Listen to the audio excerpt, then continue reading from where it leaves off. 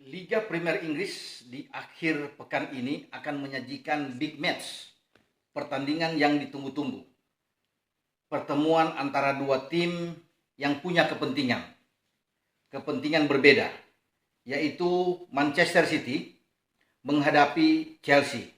Nah, kita sudah tahu bersama bahwa dua tim ini sudah melenggang ke babak final UCL atau Liga Champions musim ini yang akan bertarung pada 29 Mei di Stadion Atatürk di Istanbul, Turki. Nah, macam apa pertemuan kedua tim nantinya di IPL yang saya katakan tadi dengan dua kepentingan berbeda? Kita akan bahas dalam perbincangan kali ini.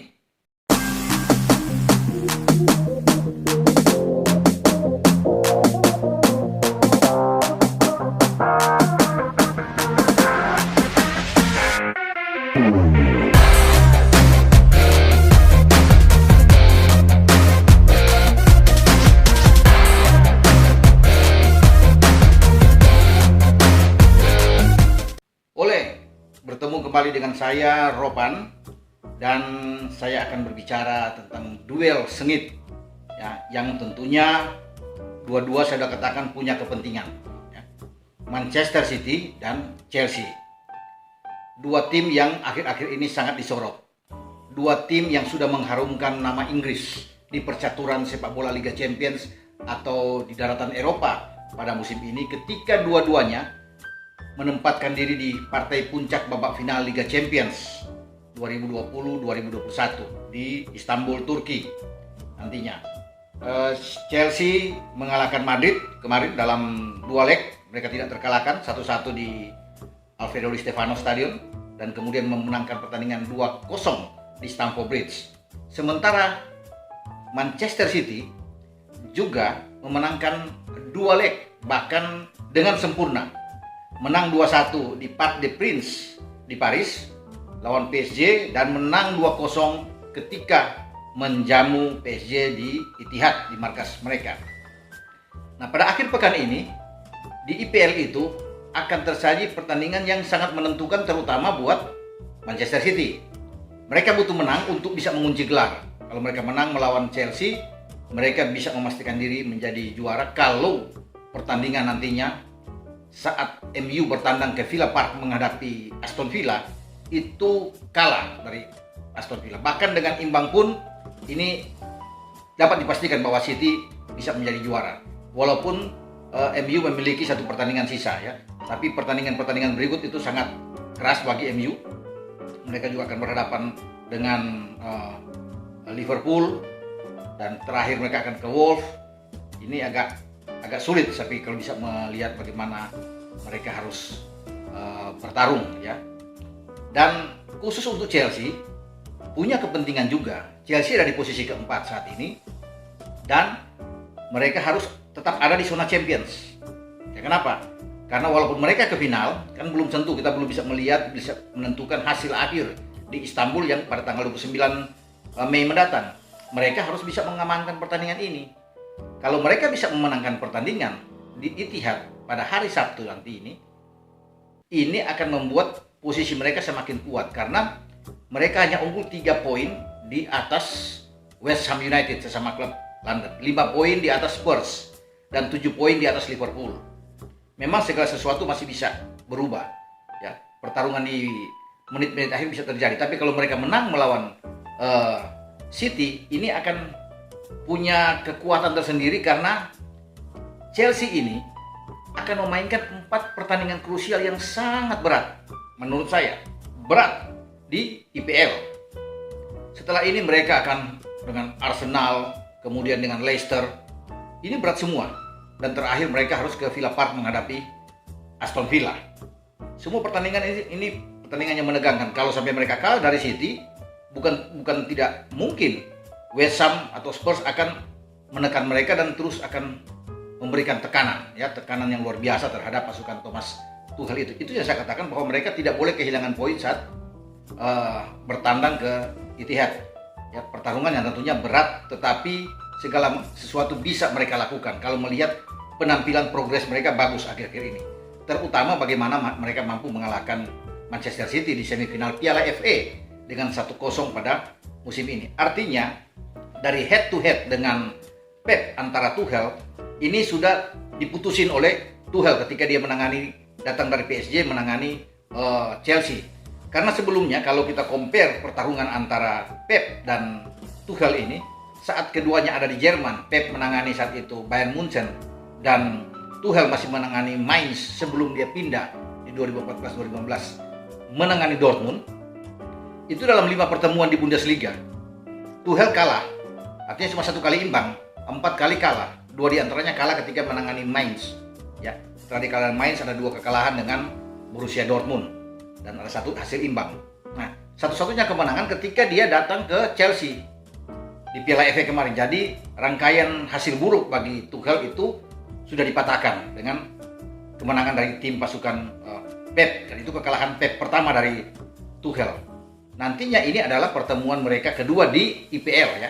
Kita menyampingkan bahwa 5 pertemuan mereka di Bundesliga di mana rekor buruk yang dialami oleh Tuchel, tapi di IPL setelah Tuchel menggantikan Lampard sangat bagus. Dalam pertemuan pertama, Tuchel belum menangani Chelsea karena pada tanggal 3 Januari saat itu di mana City menang dengan 3-1 itu masih ditangani oleh Lampard sebelum Lampard dipecat dan Tuchel masuk. Jadi memang belum ada sentuhan tangan dari Tuchel, tapi ketika Tuchel masuk sejauh ini mereka hanya kalah 1 kali dari WBA, West Bromwich Albion. Sekarang mereka harus ke Etihad dan ini membuat mereka harus betul-betul, saya katakan tadi, 4 laga ini laga yang berat semua di IPL untuk berakhir. Jadi bukan tidak mungkin mereka terganggu kalau mereka kalah. Nah, bagi City mereka harus menang. Tidak ada jalan lain buat mereka kalau ingin mengamankan. Walaupun City kalah pun masih aman ya, karena mereka masih punya 3 pertandingan ke belakang yang oke lah. Terakhir mereka tanggal 23 Mei akan menjamu Everton di kandang. Sebelumnya juga mereka akan ke Newcastle melawan Brighton. Yang di atas kertas kalau Newcastle dan Brighton ini akan diambil oleh Kevin De Bruyne dan kawan-kawan ya. Tergantung nantinya bagaimana hasil dengan Chelsea. Tapi ini pertarungan bagi keduanya ini enak untuk kita nikmati.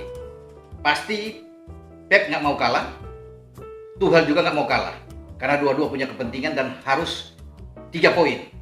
Ya, sambil berharap tentunya kalau City menang, City akan pesta di saat Aston Villa bisa membungkam MU, karena MU masih punya partai tunda lagi kan, partai tunda menghadapi Liverpool. Sebelumnya dengan Arsenal, Liverpool. Sebelum dia akan bermain dengan pertandingan selanjutnya dengan Fulham dan juga terakhir nantinya dia akan ketemu Wolves. Jadi itu yang saya katakan tadi bahwa pertandingan yang akan dinantikan secara bersama-sama. Nah, pemain mana yang akan dimainkan oleh kedua pelatih ini? Kalau melihat di UCL selalu Pep bermain dengan fase 9, ya, bermain dengan 6 gelandang dan ini menjadi kekuatan bagi Pep. Tetapi dia juga punya kedalaman squad yang bagus yang bisa diubah. Sama ketika mereka terakhir bisa menang ya. Bagaimana mereka sukses dengan mengalahkan PSG. Ini suatu hal yang sangat bagus tentunya kalau dia bisa bermain dengan 6 gelandang. Tapi dengan pemain-pemain lainnya juga tidak ada masalah. Karena kalaupun bermain dengan Aymeric Laporte dan Ruben Dias di belakang atau Stones tidak jadi masalah. Masih ada Cancelo, masih ada Zinchenko. Mengistirahatkan Kyle Walker juga oke. Mereka masih punya Fernandinho, yang masih punya Ilkay Gundogan yang bisa dimainkan, Rodri, ya, Bernardo Silva, Mahrez, ya, KDB tentunya yang bermain sana, masih ada Sterling, ada Gabriel Jesus, ada Kun Aguero, ada Phil Foden. Tinggal terserah dari Pep untuk meracik permainan apa. Kalau pola saya pikir 4-3-3 menjadi pola baku bagi Pep yang akan dimainkan. Dia bisa berubah juga dengan 4-4-1-1 kalau dia memainkan misalnya dengan Gabriel Jesus di depan atau dengan Kun Aguero bermain secara sekaligus. Itu bisa dilakukan. Nah, mereka kan butuh poin 3. Butuh poin 3 tentunya tidak akan main-main bagi Pep. Kalau dia bisa memainkan 6 gelandang seperti UCL kemarin yang mengalahkan PSG, ini tentunya mereka serius banget untuk bisa mendapatkan 3 poin dan itu akan diburu oleh Pep karena dengan kemenangan ini mereka tidak akan banyak berpikir untuk pertandingan ke belakang sambil berkonsentrasi untuk pertandingan di UCL kalau mereka sudah mengunci gelar lebih pagi ya. Tidak perlu untuk berpikir untuk 2-3 pertandingan ke belakang lagi. Nah, bagi Chelsea juga perlu. Mereka sebelum sampai ke UCL di Istanbul, mereka menang ini agak aman. Agak aman buat mereka sebelum mereka dengan Arsenal, dengan Leicester. Ini kan berat sebelum dengan Aston Villa. Jadi mereka tetap harus menjaga kejaran dari West Ham, terutama West Ham dengan selisih 3 poin, dan memungkinkan juga bagi pasukan Tuchel ini untuk bisa menyalip Leicester, karena dengan Leicester kan hanya 2 poin mereka tertinggal. Dengan MU yang ada di atas di peringkat kedua 6 poin selisih. Jadi masih bisa memungkinkan kalau MU tergelincir dan kemudian Leicester juga tergelincir, mereka menang terus Chelsea bisa naik di posisi kedua di akhir musim. Itu yang kita akan lihat nantinya. Dan Tuchel pasti punya juga kedalaman squad yang bagus, yang sama seperti Pep. Di belakang juga kalau dia bisa benar-benar memainkan tetap dengan Christensen, Silva, Rudiger, ya. Apakah kita yang bertanya apakah Mendy akan dimainkan atau Kepa? Kalau dia tetap dengan Mendy ini sangat kuat. Starting 11 seperti ketika mereka mengalahkan Madrid kemarin itu suatu hal yang sangat bagus. Ben Chilwell di kiri, di kanan Aspi sebagai kapten, Jorginho dan Kante akan bermain. Kemudian bagaimana mereka akan main Mason Mount, Kai Havertz dan Timo Werner. Ini sebuah kekuatan. Bahkan ketika harus membangun cadangan juga Havertz dengan memainkan Pulisic, mereka juga akan bagus. Mereka punya Hakim Ziyech yang bisa dimainkan di babak kedua atau bahkan mungkin di babak pertama. Banyak variasi, banyak opsi yang akan dipilih oleh Tuchel. Jadi inilah menarik, dua tim yang akan bertemu dengan kedalaman skuad yang bagus, baik sebagai 11 pemain yang ada di lapangan atau dengan pemain-pemain yang ada duduk di bench. Jadi pergantian pemain itu tidak berpengaruh sama-sama bagus, ya, baik ada di City maupun di Chelsea. Nah, ini juga akan menjadi pemanasan bagi keduanya kan. Kalau mereka melihat bagaimana sebelum tampil di Istanbul tanggal 29 nanti, disinilah kita bisa melihat mengukur kekuatan mereka. Tentunya tidak mungkin Chelsea akan kalah dengan di atas 3 gol misalnya, atau City kalah dengan di atas 3 gol. Ini pertandingan yang sengit dengan gol-gol yang saya kira tipis, ya.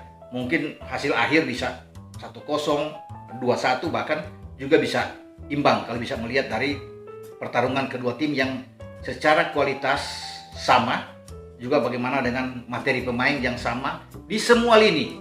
Jadi inilah ukuran yang akan kita saksikan nantinya, pertarungan menarik, dua tim yang bisa mengandalkan sepak bola menyerang yang akan kita lihat. Kita akan tunggu bagaimana hasil akhir dari pertarungan antara City melawan Chelsea sebelum mereka bertarung di Istanbul. Oke, sampai di sini dulu pembicaraan kita dengan duel antara City dan Chelsea. Atau jangan lupa untuk tetap like dan subscribe channel YouTube Bung Ropan, tekan loncengnya dan share kepada siapapun. Sampai jumpa, ciao.